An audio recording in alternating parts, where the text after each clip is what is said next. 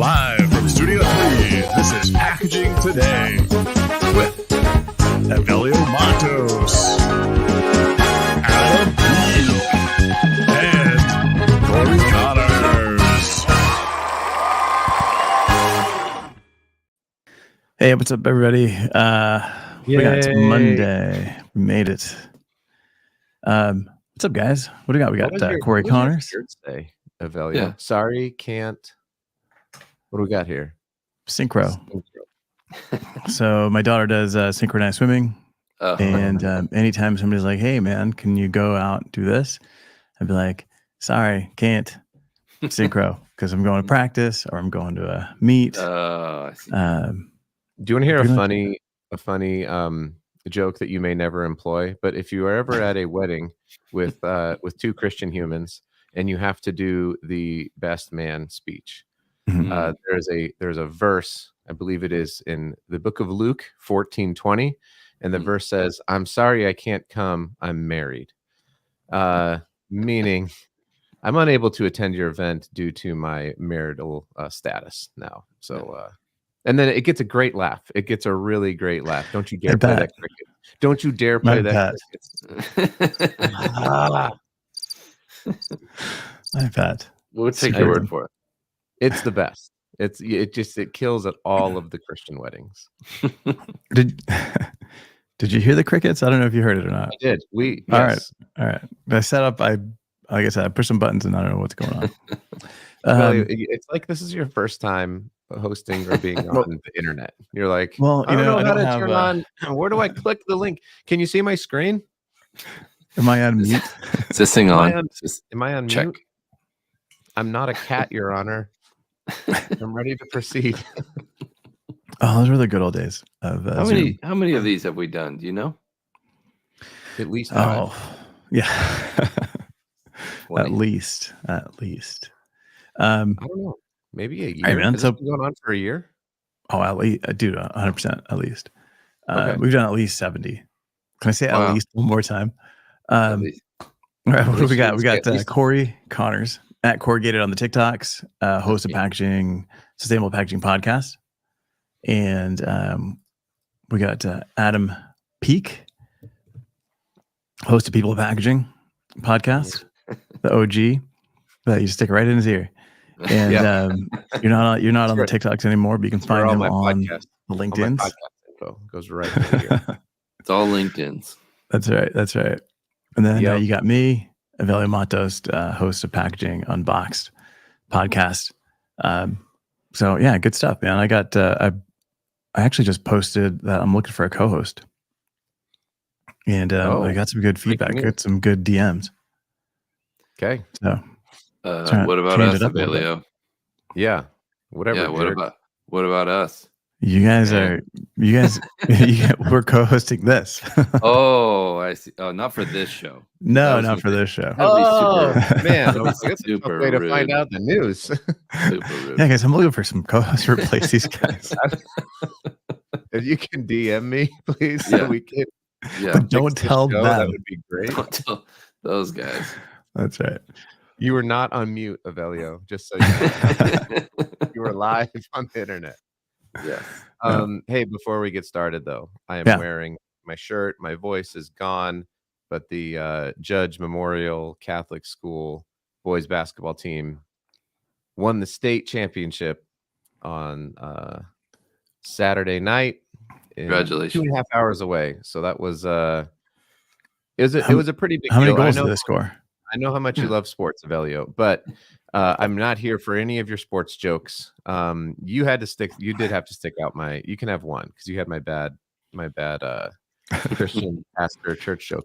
But here was I would have gone to that game, dude, but I can't because I'm married. Yeah. See? Yeah. And you had such a good joke. It's a great one. Because Luke 14:20, I'm living by the Bible. But it was crazy because his team was they were not at 5, they were a below 500 team. So they were at one point they had won 5 games and lost 12 games during the season.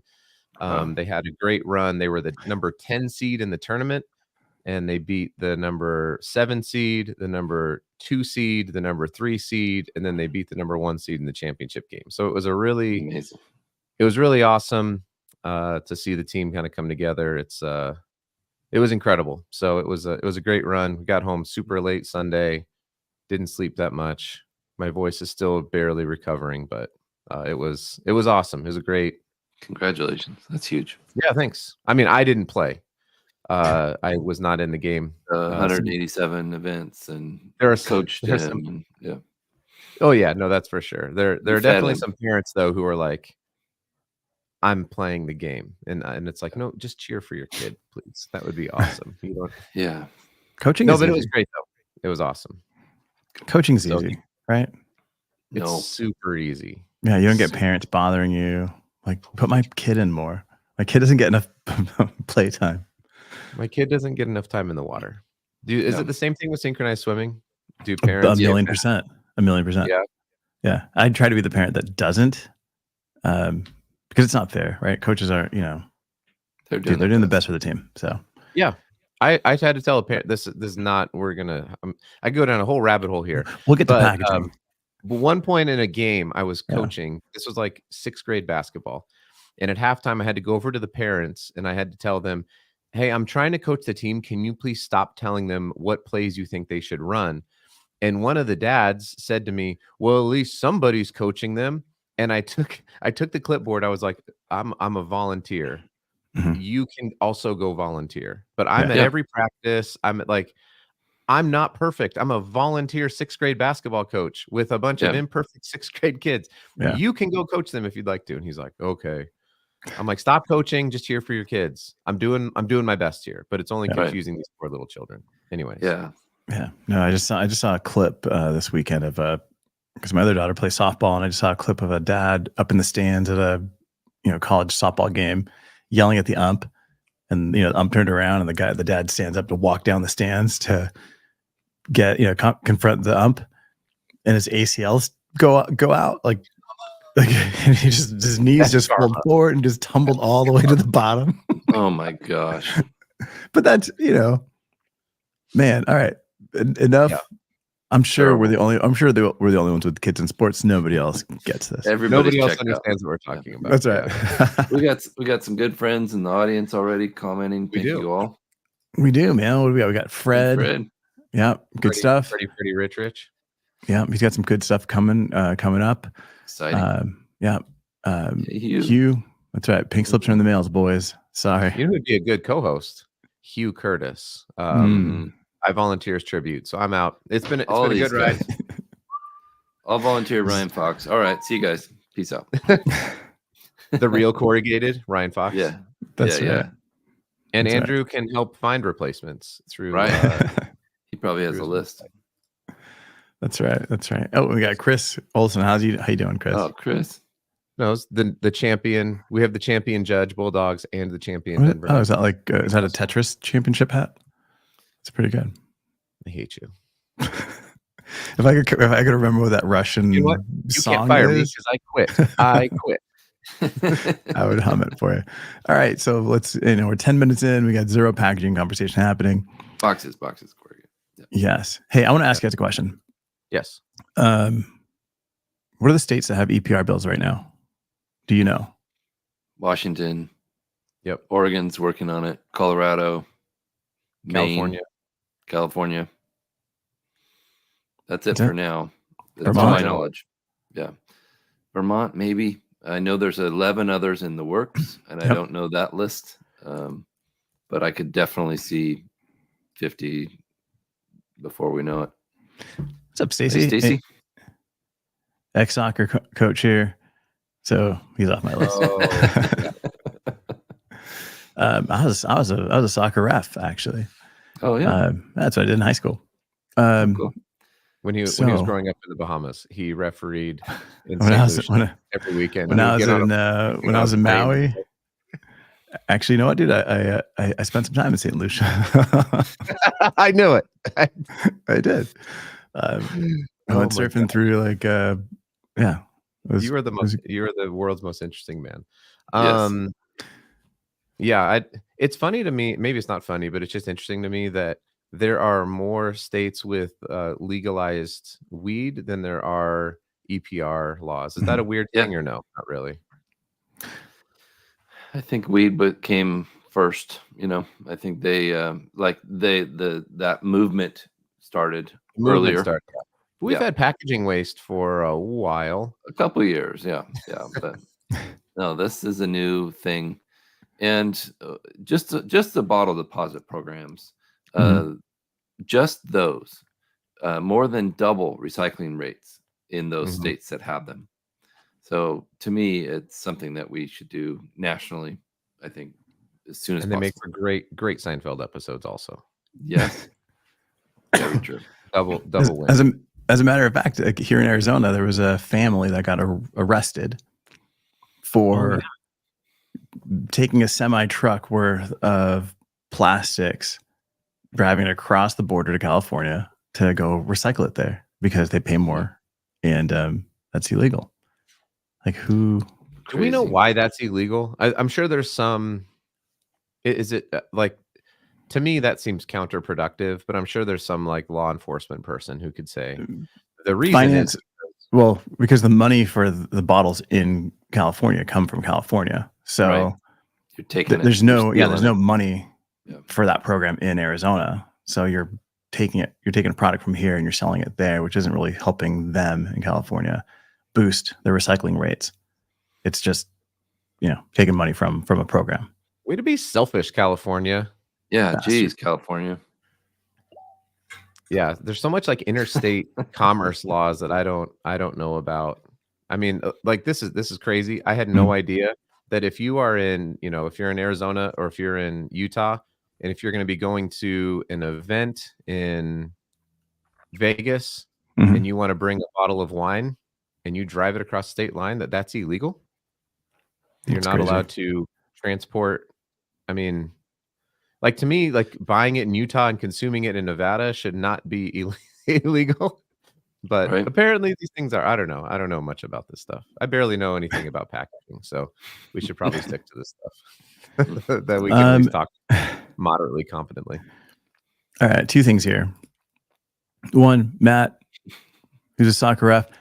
When I was in high school, being a ref, playing, ref in soccer in Japan, we had shorts that were like this big, and that was like the worst part of being a ref. Is like your friends from school would see you, and your shorts were like this, like there would be like white skin just poking out, like had never seen the sun before. Yeah. That's fashionable though now. That's now it's cool. Yeah, now it's cool. But back then, no, those were like the old Bermuda shorts days where the longer the better. Now they make soccer refs wear the long Michigan Fab 5 shorts down, below their knees. Oh, totally. Because soccer refs all have to be unfashionable. Totally. But Stacey's saying compostable is the future. I don't agree with that one. What say you, Adam Peak? That would have to exist in a world in which is a bit more utopian than I think is realistic. I saw this great it was a Twitter thread, but it may as well have been an article about how advancements in sustainable type things actually lead to greater consumption in those areas. And so it's not always the win that we think it is. So the article is highlighting LED lighting and how it's LED lighting is so much more efficient than incandescent lighting, as an example. And it's true that LED lighting has allowed for people to use it more, but like the sphere in Vegas, which we talked about last week, would not exist without LED lighting, but it also wouldn't exist, and there would be no energy being consumed by it because the technology wasn't there. So our energy use has actually stayed flat. It hasn't decreased. So anytime there are advancements in things like in sustainability, for example, with something like compostable packaging, you have to ask, like, well, what would that potentially do to either costs or consumption?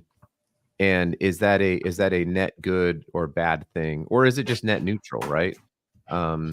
I think compostable packaging has a long way to go if it's ever going to get to where a lot of people think it's going to get to, because of the properties inherent in compostable packaging. It's meant to compost, and most packaging is meant to sustain. And so there's a problem there. Like, if your job is to protect and sustain, and then there is an unknown future in which you are meant to break down and not protect and become something different, that's going to cause just some chemical problems. So what say you, Corey Connors, host of the Compostable Packaging podcast?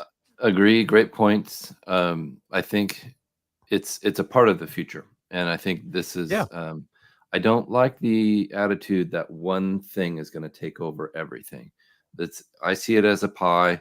These wedges are going to change over the next 100 years. This is packaging from a company called SmartSolve that we work with. And this is flushable, totally dissolvable in water. I just did a TikTok video. This material is for a tampon. This will flush along with the tampon even more efficiently than toilet paper. Now, this is I don't think you're supposed to flush those. Yeah. Oh, well, the tampon you can, not the applicator, but the packaging for the tampon. The flexible packaging is flushable and is safe in sewers and safe for marine life. It's been tested. And I just did a TikTok about it. I haven't posted it yet, but it dissolved so fast. It was incredible.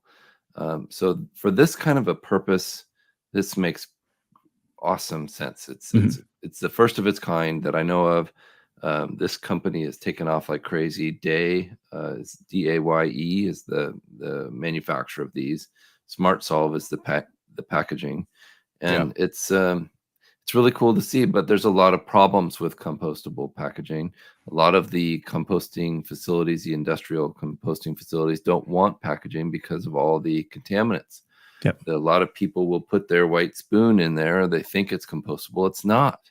And so until we have that dialed in and really perfect, it's going to be a challenge for these companies that are composting industrially. Yeah, pretty much. That's the. I don't know if you guys have seen that video of the food in the plastic bags and boxes that are being like ground down to make food for the pigs. Oh, you guys have seen that video that went viral for a little while there. It's kind of the same thing. If we're composting plastics and products that aren't like these like the white spoons or anything else that people get confused and just put in there, essentially that's going out to farmers as organic material that has then plastics in it that we're then putting it back into the soil, and it kind of defeats the whole purpose. I know, talking to Ian Montgomery over at Guacamole Airplane, he was explaining how in Napa, and I've got to research this a little bit deeper, but just from the conversation was like Napa is reducing their composters' time. They're going from 90 days to 60 days because that's really what it takes for most organic matter to break down. But plastics are what push it to the 90 days. So all of a sudden it's now a material that can't be accepted, even if it's compostable, because the process isn't there to process it. And the reason is because all that organic material stays in that region, and the wine growers don't want plastics. They don't want, all these excess material going back into the land that's then essentially developing their product. I really like Eva's point. Sorry, Adam. I really like Eva's point there. This is an education issue. So when they get used to it, are they going to continue to do this with all tampon wrappers, or with all compostable, items? It's a problem that we have to educate in a major way the audience that's going to use these things like NotPla, those to-go containers. Those are perfect for compost, or even because they're soiled with food waste. Generally, I could see ketchup and cheese and all kinds of food waste. That's perfect for the compost bin, and we'll see what happens. I think for me the problem, I'll keep this really short, is the same problems that existed with recycling, material collection, sorting, and whatnot. The same problems are going to exist with composting, because the consumer is, number one, consuming, and number two, is not educated barely on recycling. right? Like this has been around for decades, and now we think like they're going to be perfect with composting. It's just not going to happen. But the consequences of composting are soil degradation, is there food, food contamination. There's real consequences to bad sorting for composting. Whereas recycling, we've kind of gotten to a point where it's like, this is annoying, but we can get it out. And it does go to the landfill, and that sucks, but it's just different. So I don't know. I agree with Corey on it's a part of the pie. We should obviously consider it, but I don't think everything is going to be in compostable packaging in any near future when we're alive. Yeah. No. I agree with Ava. It happens, right? It's the same challenge we're gonna have it across a lot of industries. Yeah, and thank you, Stacy, for bringing it up. That's cool. Yeah, for sure. Yeah, absolutely. Yeah, and I mean, in Arizona, we don't have composting, so all that stuff just goes to landfill because we don't have it here in Utah. Yeah, and that's the challenge. We don't have it where I live, but 10 minutes away in downtown Portland, they do, and they've already said no packaging. You can't include packaging in that stream. Like, well, what are we doing?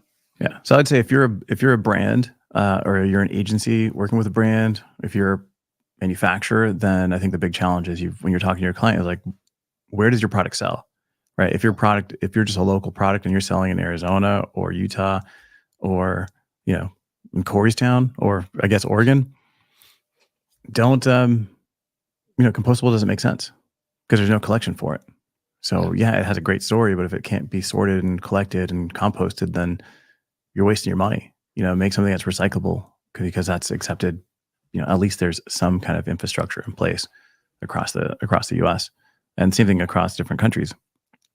It'd be interesting too. Sorry for those companies to look at like what Mikey and his team are building with scrap to be able to know, okay, in this area we're heavily concentrated in sales in this area.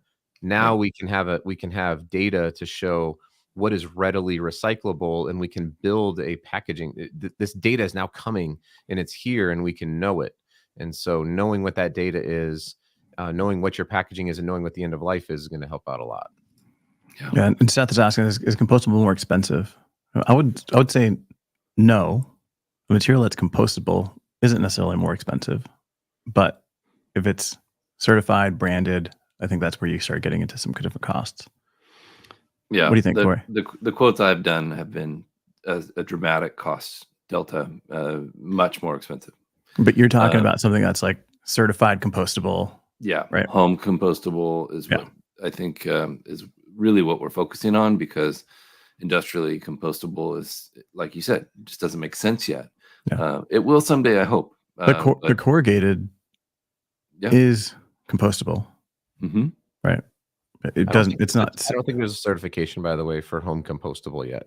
That there's too many variables for what home composting is. I think it's all over the map. I don't know if there's, what is it, ASTM D6400, I think, is the one in the US for commercial compostability. I don't know that they have. I know they were working on trying to come up with something, but there is one for home. I don't know the numbers or letters. They've come out with it recently. It's recent. Yeah, it's very new. It's exciting possibilities. A lot of these new films, with things like NOPLA and Sway, there's a lot here that's coming quickly, and so I think we'll see over the next 6 months some dramatic changes. I hope. Yeah. To answer this question from Stacy, by the way, will it break down in landfills to help out? No. Not necessarily. If the landfill is not at all. Well, it could, but it's actually problematic, because if it is breaking down, then it's breaking down and and the methane isn't captured. That's worse for the environment than if it just stays buried in a landfill. And most, even like, you can go drill down in some landfills and find newspapers that look pristine and brand new from like the 1940s. Yeah, I mean, you'll still find you'll still find grass clippings and leaves. Yep. In landfill, and that you can't get any more compostable than that. There's just no oxygen, and it's just not the right environment to break any material down. So it's not getting turned over, right? No. Yeah. So Yeah. So as a brand or an agency, and you're like, we're moving to compostables because even if it gets to landfill, it'll break down. That's not necessarily the case. Correct. And that's the challenge. Yeah. Hey guys, I've got a hard stop here at 9, but I just wanted to touch on this article. I caught it on Industry Intelligence. It is going back to EPR, right? So it says 40,000 companies, 40,000 Danish companies are going to be subject to EPR for packaging in 2025. Wow. Which they're expecting it to lead to higher production costs, which means that it's going to increase about 2% the cost of the product in retail sales. So, here in the US, I'm starting to get clients that are like, hey, I'm starting to pay EPR bills on these products. And it's not a huge number because it's only just a couple of states. But if this thing continues to grow, it's a cost that's going to get passed on to clients. I heard Darla Arian speak, and she's writing the EPR legislation for Colorado. And when she was speaking, it was at a TLMI event. She said that part of their bill is that companies cannot pass on the cost of EPR to consumers, and they had a mechanism with which to capture that they have to truly be responsible. Because you're right, it's just like a tariff or just like anything else, where if you put it on a company in a free market like we have in the US, the company is likely to say like, okay, well, now it's the extended producer responsibility is now no longer there. It's just it's extended consumer responsibility, ECR. I just thought of that right now in my head. Trademark. That's what it becomes, right? It just becomes another tax that gets passed on to a consumer, and especially for things like food and beverages and staples, it ends up being a tax on. Typically, this is the argument against EPR, right? It's a tax on lower and middle class people that they have to bear now because they're not the ones buying the more expensive items where maybe they could absorb that cost or they could pay a little bit more for the better packaging. It's going to be companies like like Tyson Foods and Kraft and Hormel and General Mills that get hit with it. And what's to stop them from passing it on to the consumer and just going on with what it doesn't change anything for them. The problem. So you'll just see smaller formats, shrinkflation. It's all. I mean, it's obvious what's going to happen. I agree. Yeah, unless there's a way to capture it, and I don't really know how you can capture. I don't know how to do that nationwide. Maybe by state, but even then, it's a challenge, guys. Hey, we got to wrap up. Thanks so much for catching us this week. Check us out. Check out Sustainable Packaging Podcast, People of Packaging Podcast. We've got some new guests hopping on, Packaging Unboxed. Check it out. I got to tell you, Bulldogs. Congrats. Way to go. Yeah, all kinds of dogs. All right. Hey, I did have Matt Haynes from the Design Conference on my last episode. This close to getting him to cry. It was awesome. I love the guy. It was probably my most emotional episode yet, so definitely check it out. Because you grew up with him, right? In Australia. Yeah. Good stuff. New Zealand. All right, guys. Thanks a lot. See you guys.